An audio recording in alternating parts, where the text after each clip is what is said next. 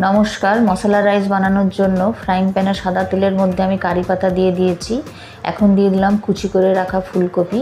এটা একটু লাল লাল করে ভেজে নিতে হবে। একবার আমি ঢাকা দিয়ে দিলাম। এখন দিয়ে দিলাম কুচি করে রাখা গাজর, আদা, কাঁচা লঙ্কা। এখন দিয়ে দিলাম আমি সুইট কর্ন। এটা একটু ভালো করে নেড়ে নেবো। এখন এর মধ্যে দিয়ে দিচ্ছি নুন, সামান্য হলুদ, ধনে গুঁড়ো, জিরে গুঁড়ো। এটা ভালো করে ভেজে নিয়ে সামান্য একটু জল দিয়ে এটা ঢাকা দিয়ে দেবো।